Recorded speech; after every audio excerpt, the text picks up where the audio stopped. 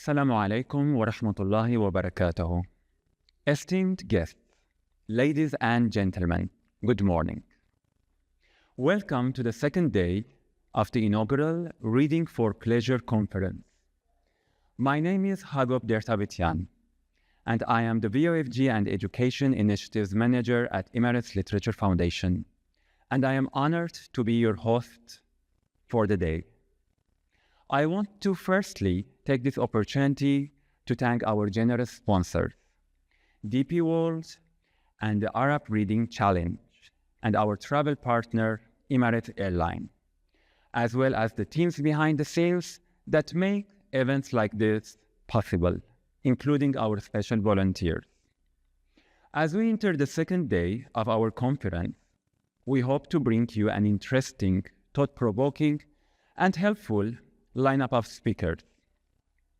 So without further ado, let us begin the day with our first panel discussion. What role does the reading environment play in reading for pleasure? Where our panelists will take a holistic look at a child's reading experience through classrooms and library spaces, book fairs, bookshelves, and access to books. We welcome to the stage our panelists. Tracy Ammoury, school librarian and winner of the Best Use of Resources category of the School Librarian of the Year Award 2024 from Dubai English Speaking School. Nikki Gamble, founder and director of Just Imagine in the UK with over 40 years of education and training experience, providing literacy, training, and resources. Anita Stewart, principal of Dubai Schools Al Barsha, and our moderator, Shama Noman, an experienced educator and project manager for VOFG Middle East. Please welcome to the stage with a big round of applause.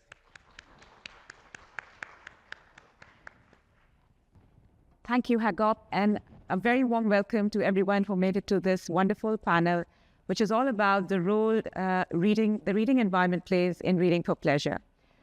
Often when we talk about a child's success at school, it begins with a love for reading.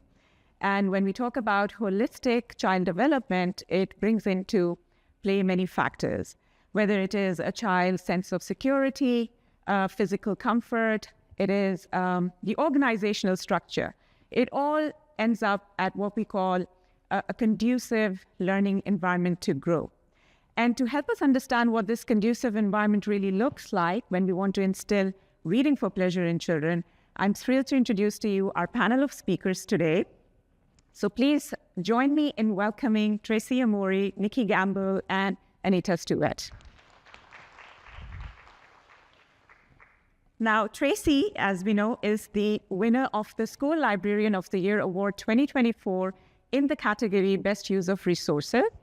The School Librarian of the Year Award, in partnership with the Dubai Executive Council, honors all the best librarians in the UAE, whether they are in private schools or public schools, and honors their commitment and hard work towards raising our generation of readers.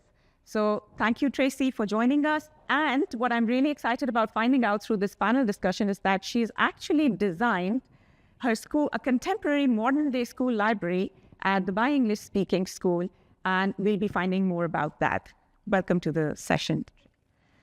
My next guest is founder and director of Just Imagine, Nikki Gamble.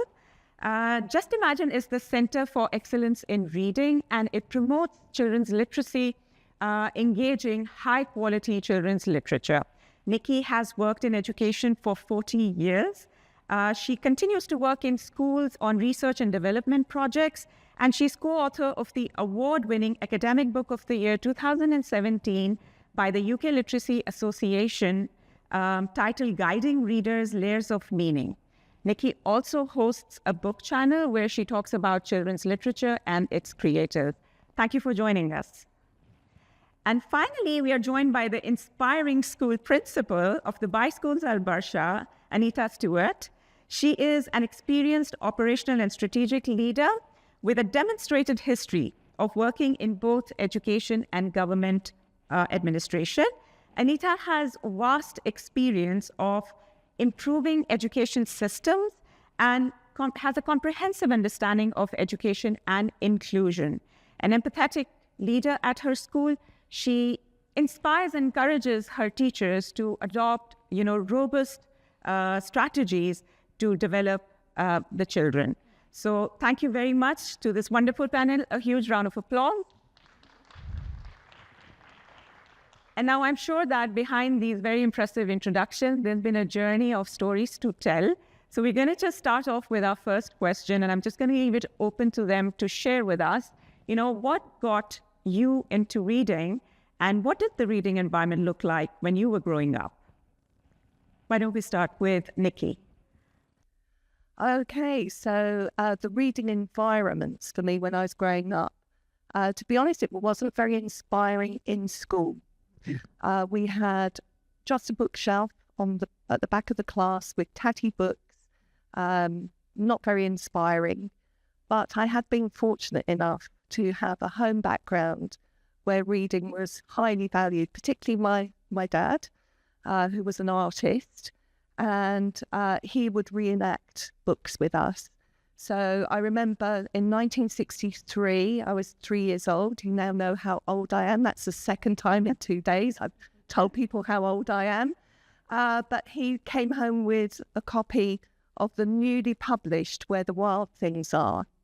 And we used to read that together and construct the wild rumpus as we, demolished, much to my mother's horror, the living room. Out on the Iron Age barrows, we would reenact Fog on the Barrow Downs from Lord of the Rings. So my environment really was one in which I was read to a lot, but also reading was playful. And I think with some of the things that I'll share today, that it's that playfulness that I really love. Would you like to show us some of the pictures that you have for your initiative, which is Just Imagine? Okay, so my sort of working life splits in two. For many years, I was a teacher and then worked in the university as a teacher educator in the various faculties of education. But about 15 years ago, I stepped outside because there were things that I wanted to do and experiment with. And a building became available that was a former television studio. And I thought that would be such an amazing place to bring teachers, children, librarians, parents, artists, writers together in a hub where everybody could be there and learning from each other. So this was it. And I had been working with Punch Drunk Theatre, which is an immersive theatre group in London. And if anybody has ever been to see them, it's amazing. It's very playful. You're in this environment where you walk through the play and experience it as though you're there in the play. And I wanted to create this here at Just Imagine. And I asked them, how much will it cost? And they told me it was prohibitive. So I said, no, I'm going to do it on £30 a month because actually that's something that teachers can do themselves in school. I don't need to spend millions of pounds. So I'm going to be as quick as possible. So with our £30 a month, we would create in the basement these magical experiences where children and teachers would come and experience stories. This one is obviously set up for Christmas, but it's in the details. Sorry, can't see that. There was another slide, but it's in the details of things that they could pick up to read as well as the stories. So I probably won't go on to the other slides because I'm talking too much. But no, please tell us. Interesting. Yes, absolutely. Okay, well, this one is a different kind of reading environment. This is in school in Newham. So Anita and I have discovered some connections this morning. This school is amazing. It's been on an incredible journey. But this isn't a library. This isn't a library. This is a reading room for the children. And it's in the playground of the school. And the children go in there at playtime. It's not supervised by adults. It's their space. They look after this space. So I think that kind of ownership, and it is that tidy. They're so proud of it. It's like that. So, and you know about reading corners, but reading corners are nothing without people in them. It's not about it looking beautiful and attractive. It's about the use that's made of it. And my wonderful colleague, Claire Williams at Halstead School in Essex, who creates wonderful outdoor reading environments. That is quite fabulous, actually. And I love the fact that it brings in one of the questions that I'll be leading to later, which is about child representation and how important it is to develop spaces where children take ownership. But when it comes to designing, I think we have the expert right there. We've got Tracy with us. And Tracy was given this task to design the library at Dubai English Speaking School. And I'm really excited to find out, Tracy, what are the key elements that contribute to a wonderful reading experience for children in a present-day, modern-day library? Why don't you share with us a little? So this is our library here. It used to be just rows and rows and rows of shelves with books on them. And when the principal came to me and said, we need to change the floors because we can't have carpet anymore, we have to have hard flooring, I said, why don't we change the shelves too? And then he said, well, why don't we change the whole library? Why don't you come up with some ideas? I went, oh, okay, I get to do that? Who gets to design their own library as a librarian? I was so excited. So I drew up a bunch of plans, and I actually found a couple contractors that might be, I submitted the plans to the contractors, and then this is what happened. This is the design that came out of it. I think that what I was trying to go for was something a bit organic with a lot of greens, and it looked a little bit more like a forest. It had, this is like little cubbies over there. Do you see this little cubby here and at the top there? Just places where children can go and just enjoy a book with one or two friends and feel comfortable. Little cozy spaces, sometimes with a bit of a theme. So the environment, I wanted them to walk in the room and feel different. I wanted them to walk in the room and feel like, oh, this is a place I'd like to be, and just relax. And sometimes it's all about, as well, it's about how I can also put on audio. So sometimes if I do meadow, I put on audio for a meadow. And yeah, sometimes I put different scents in there, like lavender or green apple, whatever I'm feeling that day. And it changes the environment for them. From walking outside, in the hallway into the library, it's a different environment. It's just engaging their senses. Right. And getting them where they want to be. Exactly. I think that's really beautiful. Also that, you take so much pride in this transformation, because you say now the library is actually the heart of the school. I think it's a huge, huge achievement. We should give it a round of applause. Absolutely. Thank you. Yeah. Absolutely. Just thinking about library spaces, we had the privilege last academic year for one of the schools in the Dubai Schools project. We had a blank canvas, and colleagues from the Emirates Literature Foundation will well know. And it was this blank canvas for us to work with the children to design it into an exciting space. But I think what was important for us was to align it to our school values. And when I think about three of our core values, one is around cultural preservation. And we serve a wonderful, wonderful population of children where we really want to celebrate the richness of the UAE culture. And so Isabel, Cassandra, you'll certainly remember we had the heritage corner in there, and that was really aligned to our values and designed as such. But we also know one of our values is about future ready. And so that part of the library celebrated our wonderful Emirati astronauts and they were a big feature in that part of the library.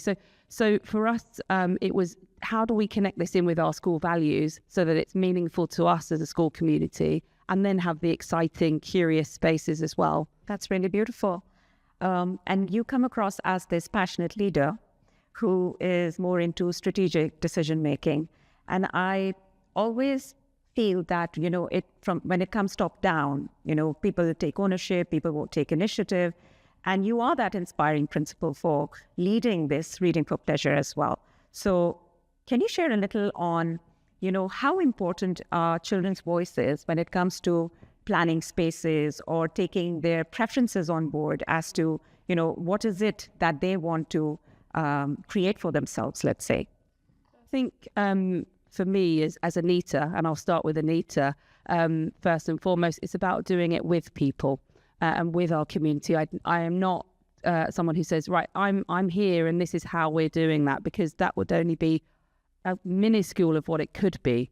But when we bring that richness and diversity of thought in from children, from parents and from staff, there's so much more expertise in the room, in the design process and in the decisions that we take. So my own personal value is one of collaboration, because I know we get so much more out of that. So again, thinking, well, actually, I'll bring it more recently. We are part of the Reading for Pleasure initiative as Dubai schools, and that's meant that we have a classroom library in every single classroom from KG all the way through to grade 6. So what we could have done is taken the beautiful books that have been gifted to us and popped them in a corner, and the children would have read them. But what we did was generate a healthy competition across the school, and children and parents and staff collaborated to design their classroom libraries. And some people in this room would have seen those libraries, and some are jungles, some are kind of traditional Arabic seating with some of those traditional pieces of furniture, some are cozy cushions. And it depends on the needs of those children and the desires of those children. So I think that's a real example of, I could have said, right, I want everything the same, please. That's the strategic decision I'm making, but that would be really useless. But how much more exciting and inviting is it when it's the children's library? And I think parents got really, really involved with that as well. So it will be an annual thing that we do in terms of reinvigorating our classroom libraries. How important is it for us to keep revisiting these spaces? Because often enough we see you set up a library and then that's the way it is for years and years. How important is it to revisit spaces, and what is the need for that? What pushes that? Well, I can talk to that. I think it's so important to keep them refreshed. And when I've been working with schools in Newham, who would have known I'd be sitting next to somebody who comes from the area that I'm working in? One of the things that we do is look at developing kits that can move from class to class to keep that freshness in, because obviously budgets are limited and that stops it going stale. So we collectively put together some kits and then they can move around classes and keep it fresh. That's pretty smart. And the books as well. They have to be fresh. Yeah. So Nikki, I was doing a little bit of research and I saw that you recently worked on a project with London Schools Fund, and you are essentially somebody who is a teacher trainer and you work with teachers a lot. So how do you see the role of a class teacher or a homeroom teacher in creating this love for reading in the classroom? Well, completely pivotal. That's a huge, huge question. We've talked a lot in this conference about teachers as readers. I'm waving to Debbie over there. It's crucial, it's critical. But also things like being a listening teacher, really listening to children and getting to know children is right at the heart of it. It's not about the trimmings. You can have something very, very basic if you have a teacher who's a really good listener. And for me, that's critical. Okay. And while you're training these teachers, what are some of the challenges that you come across? Like, what are some of the challenges they face in creating that kind of an environment? I think the biggest challenges are always to do with the perception of outside pressures. So I think the biggest challenge is to, as it is with the children, is to instill in them belief in themselves, confidence that they can do it. Be alongside them, not telling them what to do. Be one of them. Yeah. And that's the joy for me of, I worked in universities for a long time, but what I'm doing now is the best thing ever because I'm absolutely alongside teachers and alongside children. That's fabulous. So my next question is open to all. Living in the UAE, we know that majority of the students or children are second language learners. And if you take English and Arabic, these are the two major languages that children get to learn as they get to school. But do you feel somewhere down the line when you want to create that welcoming environment for children to learn, we need to incorporate more native language books, catering to the different nationalities? And because I remember growing up, the first stories I heard were in my language, which is Urdu, and that really got me interested into storytelling and, understanding the cultural context, the characters, finding representation. So do you feel that we're doing enough on that? Are we providing enough native language books in our schools? And would that make a difference to the environment that we create for the children? It's an open question. You could go ahead. I think for us, certainly with English language learners, and for many of our children, Arabic being the mother tongue, the language they hear at home, it's of imperative importance to have, in equal measure, a selection of books and audios and representation in both languages. So again, the classroom libraries do offer that in equal measure, but so do things like author visits. They don't have to be in English, they can be in Arabic as well. And that excites children in different ways. And I think it's about us as schools and as a partnership having close connection with the publishing houses as well to make sure that we're kind of pushing for that representation, that we're getting to know those titles in English and Arabic. And they're not necessarily just translations of, but actually really promoting that on a much wider systemic scale for me, I think is important. And giving children the choice as well. Although I think there is sometimes a bit of steering that's needed to promote it, because often I'll see groups of our children, our grade 4s, all choose Dogman. And that's great, and that's a wonderful option, and we've got lots of those books, but how do we as leaders, as educators, as librarians, push and stretch their interest levels so that they don't become sort of tunnel vision on one author or one type of story? And that's where we can do that through storytelling, peer modelling. We were talking about grade 6 girls reading to KG children yesterday. So yes, they can pick their favourite book of the moment, and we should have that in our libraries, but there's so much more, and our job and our responsibility is to expose them to that. In our library, we offer an extra language book. So they have their book allowance, and then if they choose a book in Arabic or any other language any other book in another language that we have in the library, it's an extra book. So they feel like they're getting, it's rewarded.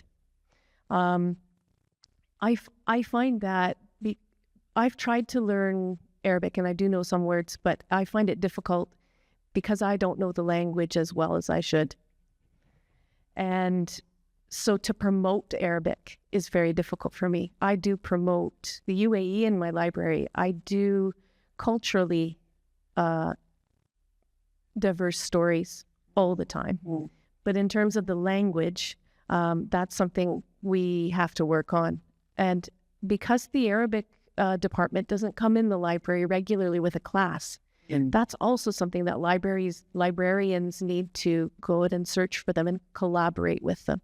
Oftentimes we've had Arabic teachers come into the library and tell stories to their children in Arabic, and I've collaborated with them in terms of how to tell the stories, extracting sort of the information that they can use to make it interactive, or adding songs.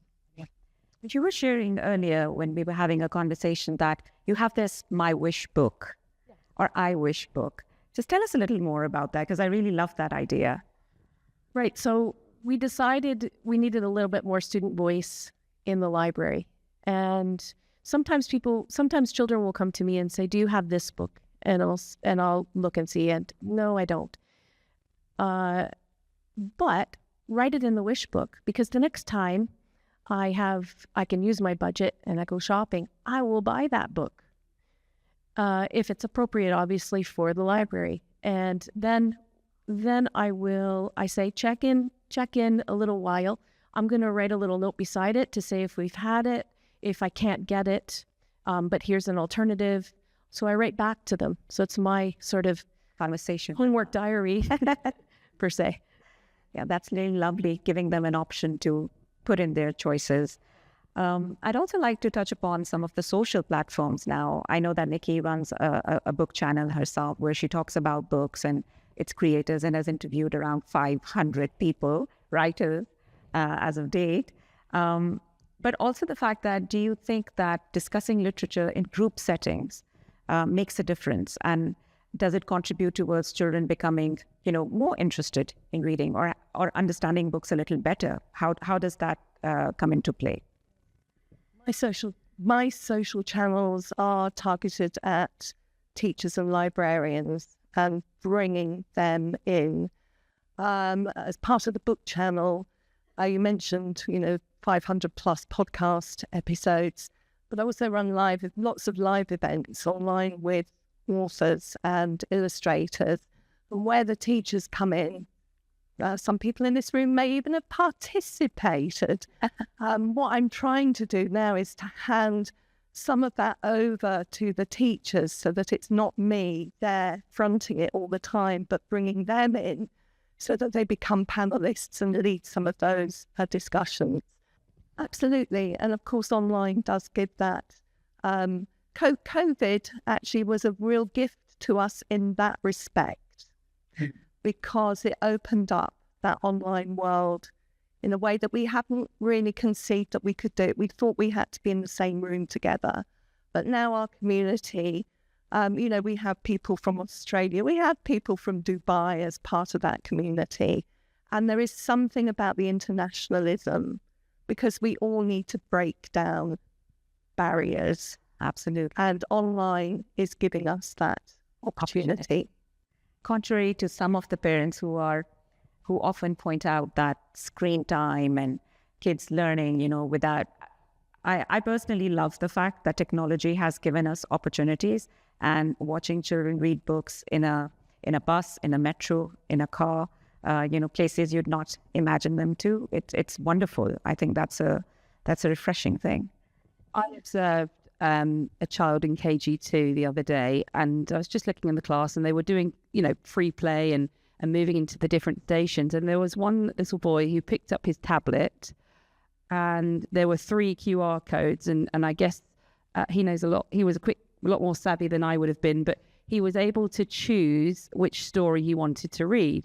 And so I saw him going like this on the QR codes, and I think he was judging the books by the cover, and that's okay. And he then selected the one he wanted, and then it came up on his tablet, and he went right to the reading corner and sat on his tablet and did read the book in that way. So I think there is an importance. I love a book, I love a notebook, I love pen, I love paper, but there is a place for that multi-modal kind of approach, I think. And you were talking about audio as well. So that was really interesting to see. For him, that was his preference of how to access a story. That would be the diverse learning styles that children have, and learning the way it best suits you. Now, all of you are involved in getting books into children's hands on a daily basis. What would you say have been some successful strategies in getting this done? So I'd like all of you to share. Getting books in the children's hands. Well, we have class visits every week. So I have the class for half an hour every week. And what I like to do is I like to have my processes in order so that they understand and know exactly what to expect. So they come in, they put their books on the trolley, their return books, they go sit down on the carpet, and they're ready for the story of the week.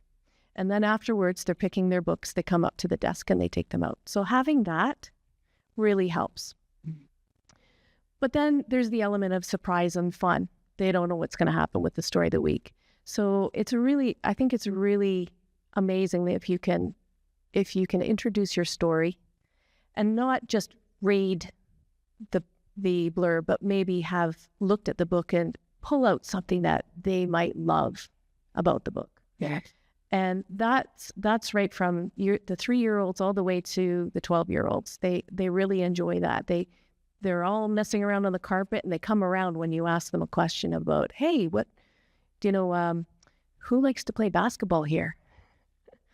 So making those little connections, making them interested in reading, like having them associate books with fun, and with pleasure, and with coming to the library surrounded by books.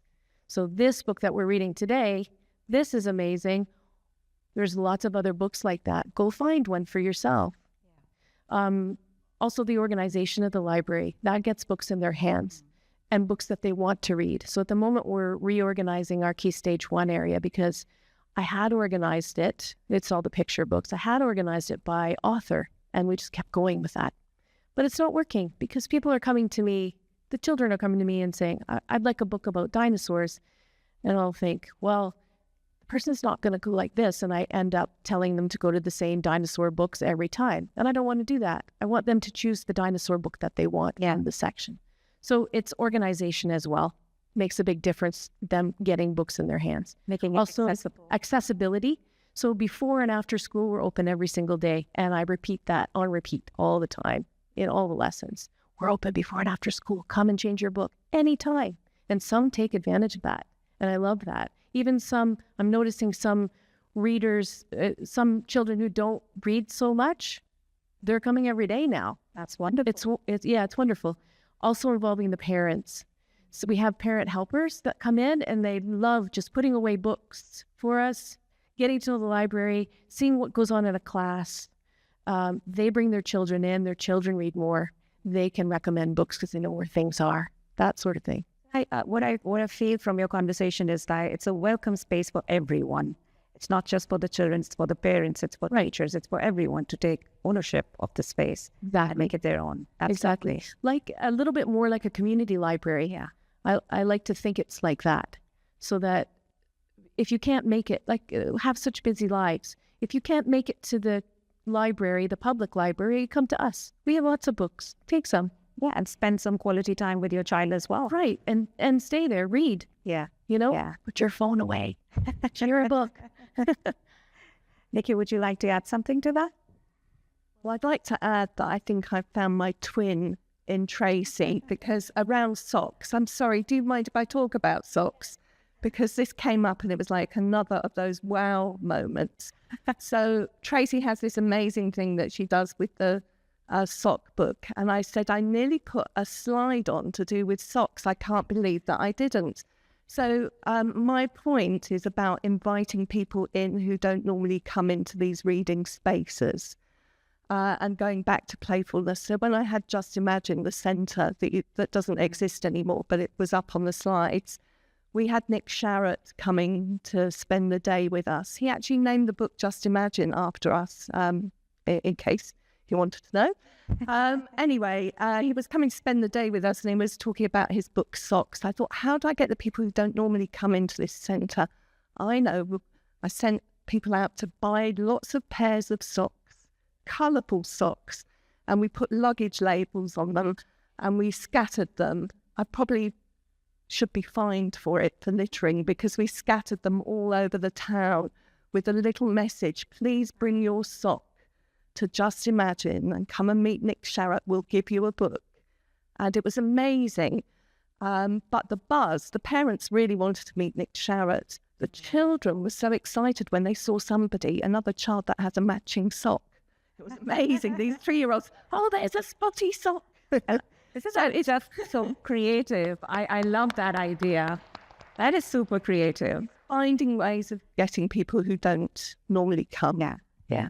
I think I'd just echo that. It's making it exciting. And some of you all know the Citrus Sloth by Ebtisam, who's been a regular visitor at our school. And when she comes, she dresses up as though she's in the jungle. One term we had a smoothie bike, and the children were able to make smoothies. So it's similar to the sock model, but it's those hooks. And actually that's a key feature of any classroom. How do you hook a child or how do you generate that spark? And then they don't even realize that then we're slowly transitioning into a book. And I think that's one way to perhaps grab the interest of those who may be more reluctant to read. And that's a really important audience to think about, because when we get that right, we've probably got it right for most people, when we're really, really engaging hooks. And that comes down to knowing our children's interests, and then curating our libraries around that, not what we think they should be. Okay. Now, before I open the floor for questions, just out of fun, I really want to know if you had to carry a book to any space, any creative space, and read, which setting would you choose? It could come out of your imagination, it could come out of a book, it could come out of an historical event. Let's start with Tracy. Tracy, where would you take your book? I would take my book into the middle of a meadow, solitary, bees buzzing around, flowers waving in the breeze. That's it. That's heaven for me. So nature is your thing. I do like nature, yeah. Yeah. How about you, Nikki? Sorry not to come up with some amazing historical place that I'd like to read. Mine is also very simple. I need to be on the sea. I need to be in a boat and on the sea. That's my soft spot. Do you enjoy reading in isolation? Then I do actually, and we talked a lot about communities of readers, but sometimes I can't talk about a book. Sometimes I can't talk about a film immediately afterwards. I need time on my own, and then the conversation comes. And I think that's actually worth remembering. Sometimes we're not ready to talk. We have to internalize it, be with it on our own, and decide ourselves when we want to talk. Anita? I think child Anita would like to read a book in an environment that Roald Dahl created. So I imagine the garden where there was a chocolate river and all those sorts of things. So I'd like to sit somewhere on the edible grass and munch a blade of grass or two. So that's my imagination side of things. But my reality side of things, in terms of what I probably could do, is go and sit on a beach and read. And the reason I choose that is because I do like a little bit of a bustle. So I'm fine with the waves and the chatter of people, but I can still find that I can escape and have that peace and get into my book. Okay, that's wonderful. I think we have time now for some questions, and we also have our volunteers here with the microphone. So if you have a question, please raise your hand and they'll bring the microphone to you. Hi, my name's Hallie Yamamoto. I'm the school librarian at American International School in Abu Dhabi. And I just was wondering what suggestions you might have for someone who is looking at their library space and it's space prohibitive. It's a very small space with lots of books, and we're running out of space for all of them, and so it becomes kind of difficult to create a place that's very welcoming. It starts to become more and more utilitarian in order to fit all those books, and less cozy. Do you have any suggestions for that, or any ideas? Adding soft things helps. Pillows or cuddle toys, I think. A rug in the middle. Forward-facing books help, but if you're space limited, that's difficult. See if you can get some shelves that go higher, and sometimes there's wasted space between in the shelves. Do you know what I mean? Maybe we'll have to talk after. What do you think? Okay, let's talk after. Yes, there is a question back there. I would just respond to that question very briefly and say, of course, we've shown lots of ideal things here. Many of the schools that I work in don't have a lot of space. And it's more about the people and how you engage with it. And I've seen, just a shelf being used to great effect because children are putting wish lists and things on it. You can do it if there's a will. Don't feel you have to aspire to a particular set look that somebody can have. If they've got the space, you can do it. I've seen People have libraries in corridors, and make the most of being in a corridor because the children are going to be passing by there all the time. So turn what you've got into an advantage rather than thinking you've got to aspire to something that we might have shown you here. I think I was just going to add to that. The library is one space for the books, but how can you spill it out through the school and through the corridors and have world domination in terms of the library and how far that reaches across your school? Yeah, I was just going to add that, just spread it out to all the different classrooms, you know, and that kind of brings more, more exposure to books as well. Thank you for your question. We have another question right here. Hello, my name is Joanna. I'm from Al Kamal American School. I want to ask you and take from you Astrid. Do you have something for the special needs? We want to focus on them because, you know, many students has autism or are hyperactive. These. Can you give us small things that you do in the library or in the collection of the library to support these students? Thank you. So we do have a lot of students come in with special needs, and they're often with a teacher, and we get to know them. And a lot of times they have particular subjects that they like. There's one little boy who really likes space. He always comes in. So he's exhausted the space books that we have in one section. So we bring some over when he comes in. And he's now moving on to history. So if you get to know the child, you can have particular books available for them. You can also get them to do little jobs in the library. We often have some of the children who come on their own. We get them to put away books, but that also helps them to get to know where things are in the library. We have a scanner. They love using the scanner. So sometimes they come in with their class and they're the ones that scan out the books to their classmates. You just need to get to know the child and how the child might like to use the library, because oftentimes ours are used as sort of a quiet space for them and a special space as a reward. Did that answer your question?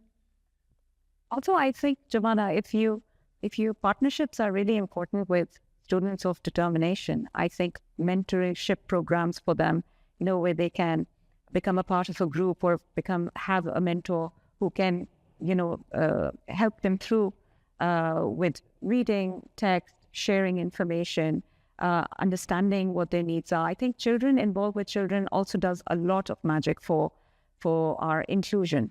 So I think that if you're talking about purely from the point of view of how to get the children involved in the library, I think what Tracy suggested in the form of giving them little tasks, but at the same time also putting them into mentorship programs, not necessarily from their own classrooms, but also, with people that they get along and that they're comfortable with. That would also help. Yeah. Any other questions that we might have? Hello. First of all, thank you for an amazing talk, and just seeing how libraries come to life in your creative hands has been incredible. And I just remember one of my children, the youngest but one, when she went to school and they had their first visit to the library, and this is a long time ago, my children, I'm now into the grandchildren stage, came back so excited because the librarian had taken her class to the library and explained to them how the library worked. And this was like 4.5-year-olds. And she came back and she was telling me, it's organized like this, it's organized like that. And I was thinking, my goodness, we've been to a library. I've never explained to her how they work. I just I say, you'll find some books over there.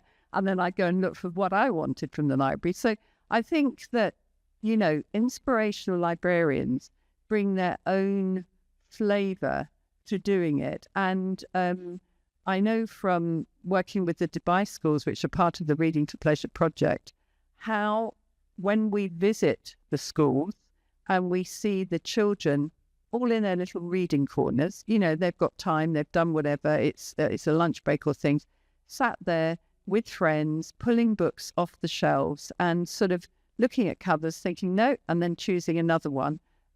It's so rewarding to see them actually have books in their hands, and the more we can do to get them to that stage, not to be frightened of books. And many children will come to school nowadays not having been read to at home. And I'd just like to ask each of our wonderful panelists, and including Shama, what were the books that got you so involved with reading for pleasure and your vocational job? I start with me. I think I read Amelia Jane, The Naughtiest Doll, and I could relate to it so much. I loved the fact that a little girl could do so much and create so much mischief. And I always found that it was in contrast to my culture and the expectations, and that kind of attracted me to the book. And since then, I've always found, even if it's biographies or autobiographies, I love reading about strong women, how they have defied, norms and come out victorious. So I think that very, little experience that I had with reading those books really got me interested into reading. I think one of my earliest memories is not of a book, actually. It's of my mum, who recorded the Three Billy Goats Gruff on a cassette tape. And I listened to it over and over and over and over again. And I can really hear it even now. And she did all the voices in the Trip Trap over the bridge. Anyway, that was example one. But Enid Blyton was a huge influence for me as a reader, particularly The Enchanted Forest, because for me it was about thinking of something that just wasn't real, but creating the images and in my mind and what they meant to me. So, and I think even as a reader now, I still love books with twists and turns and things that are unexpected. So those were a couple of examples of, there's lots more, but that got me into reading and a lover of reading. I've mentioned Where the Wild Things Are and the playfulness, but the other thing that my dad did was read a lot of poetry. And so I read a lot of poetry and read a lot of poetry with my son, and still read a lot of poetry. But apart from that, it would be fairy tales and anything sad. Actually, anything sad. I don't know why. That reminds me, the first book that made me cry was The Little Prince. That's the first book I read that actually made a little tear come to my eye. I also grew up with Nancy Drew and Roald Dahl. Those were my favorites. But I always had a book in my hand. I lived at the library every weekend. My mom took my sister and I every weekend, and my dad was a school principal. He took me to his school once in a while on the weekends, and I would always go to the library, see what they had. And yeah. Okay. Any more questions? I think we have time for one more question. Yeah, like that. Hi, Christina Stewart, Zayed University. I was hesitating to ask this question because I know it's totally not a fun one, but I think you all have a good experience in this, creating beautiful environments and welcoming environments for students and everyone at schools. What are some ways that school librarians or librarians in general can maybe advocate to update their spaces, or what are some kind of methods that you would recommend? I know Tracy has, she's done this with that beautiful overhaul of her library, and I think about, the role of school administrators and these types of things. What are some ways that they can kind of help create an argument to have some attitude with their spaces? I think if I speak as a school principal, what kind of helps me to make decisions, it's hearing about the impact of what something could be, and alignment with our values. It's really important, because if you're presenting something to me or the SLT for that matter that's aligned with values, there's evidence and research that backs up that this is the anticipated impact. And for us as well, I think how we aligned with the UAE national agenda and reading national agenda for reading and accelerating reading, there's a pretty compelling argument to make there. So I think it's careful construction of that, because there's lots of decisions for school leaders to make, and some of them will be able to kind of get legs and go, and some won't. So I think impact, evidence, and alignment to values or kind of national priorities. I think you said that really well, Anita. That's what I would have recommended. Alan spoke yesterday about getting some research. And to me, I had a different idea about what research is. But if you can prove the impact it will have in creating a different space or buying more books for this particular area, I think that's the best thing to do. I think that's, the most effective way to get what you feel is necessary in your library. Also, that brings us to the importance of collecting data. And data is something that really helps you validate your argument and justify why you want to do what you want to do. In a different cultural context, so it is different. But there are people out there that have put together persuasive arguments. You know, if you go to the official bodies, the School Libraries Association and SILIP, and look at what they've put together. I've helped schools put bids into the Foyles Foundation for libraries, and I'll always go to those official documents and what they're telling us and use those. I think the other thing is, there's different constraints for different schools, and then the value in partnerships is absolutely essential to be able to achieve more than you could imagine. So school librarians network, talk to each other, and talk beyond the librarian group as well, because that's where you start to generate opportunities and ideas. And I'd ask the same of all teachers and leaders as well. But partnerships, because the wildest things can come up through conversation, and there may be one organisation who'd like to support in a different way. So I think partnerships is essential. Yes, that's where the School Librarian of the Year award becomes really, really important, because it's all about networking and finding the right people. All right, thank you very much. As we draw our discussion to a close, I would like to extend my heartfelt thanks to our esteemed panel of speakers, their insightful contributions, and to your wonderful engagement. Thank you very much, and have a wonderful day. Thank you.